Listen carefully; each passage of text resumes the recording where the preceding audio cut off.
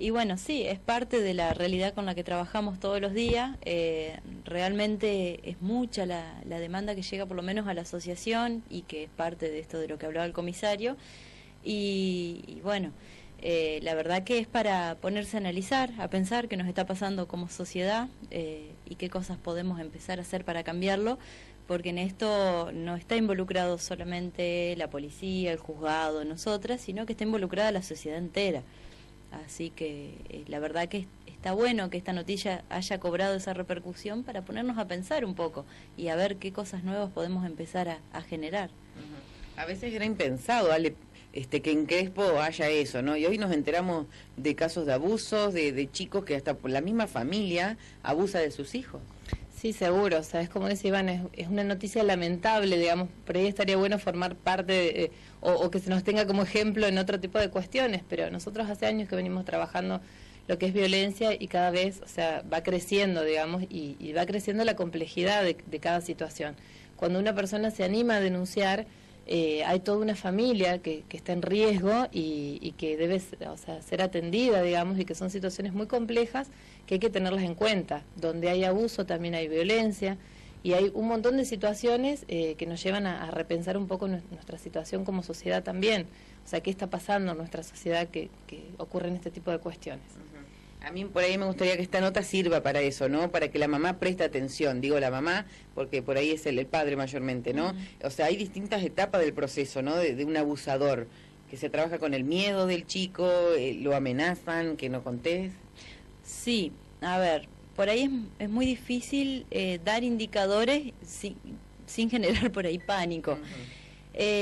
Primero yo creo que lo principal es no tener confianza ciega en nadie, ni siquiera en los que tenemos al lado, primero.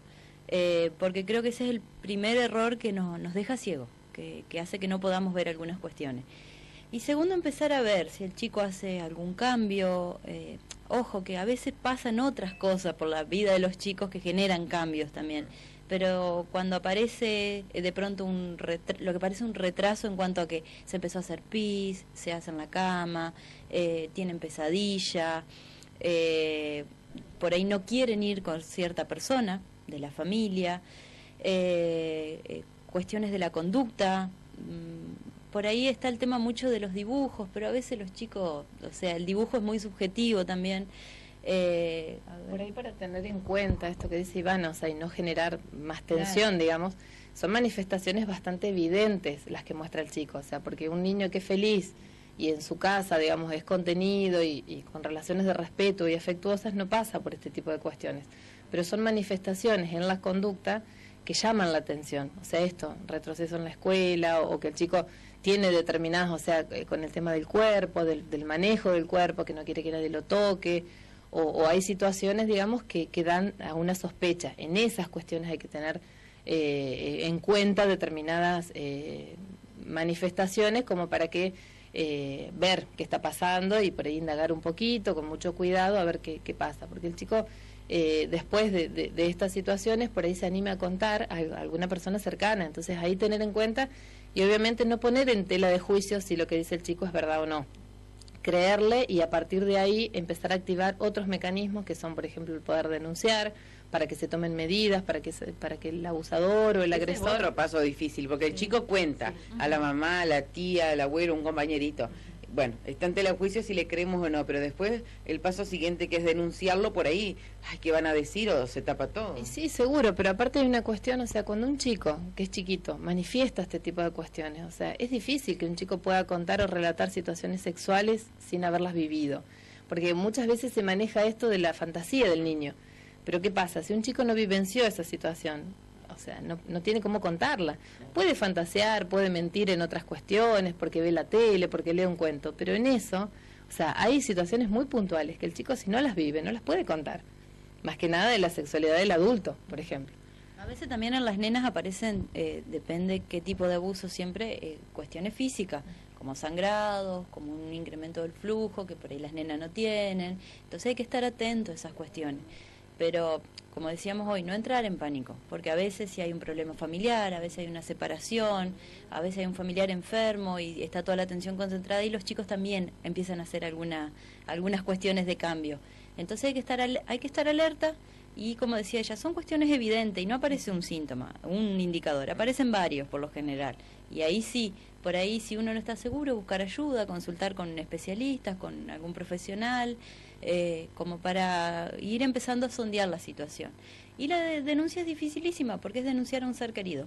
El abuso sexual siempre es de la mano de un ser querido, siempre. Esto que vos manifestabas, Cari, antes, o sea, por ahí la vergüenza, el malestar que genera, la situación de shock, de enterarte de que una persona cercana o un ser querido le está haciendo daño a tu hijo o a algún familiar. Muchas veces se da así porque se genera, digamos, entre el abusador una relación de confianza con el niño, que por lo general va de la mano del afecto, y eso genera mucho malestar en esa criatura que está atravesando esa situación. Pero justamente no hay que tener miedo ni vergüenza, o sea, hay que actuar en esa situación, porque alguien le tiene que poner un límite a esa persona que está enferma, porque un abusador es una persona enferma. O sea, no hay, digamos, un límite de una persona normal que pueda llegar a pensar en hacerle daño a un ser querido, a un hijo, a un sobrino, pero un abusador es una persona que está enferma, entonces alguien se tiene que ocupar de tratarlo como corresponde, ponerle un límite desde lo legal, desde la salud, esa persona hay que tratarla, obviamente, o sea, y tomar los recaudos necesarios para sacarla del riesgo a ese chico. Lamentablemente en Crespo hay estos casos. Sí, mucho. Y otra cosa a remarcar, el abuso sexual es un delito. Es un delito y por lo tanto tiene penas, tiene sanciones y demás. Entonces, por eso la importancia de la denuncia, porque el chico va a ver que se hizo justicia por lo que le pasó y que lo que le pasó está mal. Por eso es importante. Pero y después, pasados los años, se hizo justicia. ¿Qué pasa por la cabeza de ese chico? Eso no se lo borra nunca más en su vida. Parte del proceso de una denuncia es la derivación al tratamiento. Esa persona, esa víctima, tiene que hacer algún tipo de tratamiento que le ayude a reparar el daño en sí, el daño en su autoestima. Seguramente no se lo va a olvidar más, depende de la edad, pero el tema, como nos pasa con muchas situaciones de la vida, hay muchas cuestiones que nos pasan a los seres humanos que vos decís no te la podés olvidar, pero lo importante es poder aprender a convivir con eso sin que te genere malestar, ¿se entiende? Por ahí personas... situaciones traumáticas, o sea, poder darles una buena resolución y generar herramientas como para poder afrontarlas, para que no le vuelva a pasar una situación así y para poder de alguna manera, o sea, tener una vida sana y no creer que lo que le pasó es por culpa de él, porque los chicos por ahí sienten mucha culpa cuando son abusados, porque consideran de que hicieron algo mal, por eso esa persona les está haciendo ese daño, y en realidad no es culpa del chico, nada que ver. Bueno, el trabajo que ustedes hacen es silencioso, es continuo, por ahí no se nota mucho en la sociedad, pero bueno, es difícil, ¿no? Por ahí atender esos casos y darle soluciones, y bueno, por ahí no alcanzan todos los días de la semana, ¿no? Para atender a tanta gente. Sí, no, necesitaríamos un par de días más, pero sí, es un trabajo difícil, es importantísimo que este tipo de trabajo se hagan en equipo, porque solo es muy pesado para las personas que trabajamos. Nosotros somos un equipo de trabajo y eso es lo que lo alivia un poco. Somos 4 cabezas pensando las situaciones, más allá de que por lo general las caras visibles ante cada caso somos 2, depende cómo el día que nos toca trabajar. Pero en general somos de sentarnos cuando llegamos a un punto a veces en las situaciones porque pasa esto, o sea, hay que atender un caso de abuso y ella es madre, por ejemplo, y te choca en lo personal, obviamente. A veces te toca que te llega gente conocida. Entonces hay que sentarse y ver cómo lo vamos a trabajar, cómo vamos a continuar, quiénes van a abordar el caso. A veces pasa que por circunstancia de la vida personal de uno dice yo ante esto no puedo. O reconocer las propias limitaciones en lo profesional, que eso también es muy importante. O sea, no todos podemos y no todos estamos capacitados para enfrentar determinadas situaciones. Tenemos un compañero varón, que es el doctor Jursuk, también nos ayuda bastante en esto. Con otra mirada. Con otra mirada, claro. Sí, y bueno, yo creo que es sano y es una actitud profesional reconocer cuando uno tiene que correrse, cuando dice hasta acá llegamos, lo tenemos que derivar. Nos han pasado situaciones en donde nos han agredido a nosotras y tuvimos que derivar o poner un freno o pedir una intervención por ese tema. Entonces, o sea, cada paso que se da se piensa, se planifica, se va trabajando como para que poder ayudar a la gente, pero a su vez cuidarnos a nosotros. Mucha capacitación de los que trabajamos en violencia es esto de que se le llama cuidar a los cuidadores, porque estamos expuestos todo el tiempo a conflicto con distintas situaciones y alguien nos tiene que cuidar a nosotros y tenemos que ser nosotros mismos y protegernos entre el equipo, porque si no realmente no se puede llevar adelante el trabajo. Bueno, recordamos que están en la Capilla San Miguel. En la Capilla San Miguel, y bueno, este año, que se aproxima la fecha del 25 de noviembre, que es la lucha contra la violencia, específicamente no vamos a estar haciendo ningún trabajo, como hacemos año a año, algún trabajo de concientización o sensibilización para la sociedad. Porque bueno, tenemos una actividad el 27 de noviembre, que nos vamos a Gualeguay a hablar a una jornada sobre violencia. Nos vamos a contar un poco nuestra experiencia de trabajo y bueno, enriquecernos con el aprendizaje de otras instituciones que trabajan en violencia y ver un poco a nivel Entre Ríos cómo estamos con esta problemática.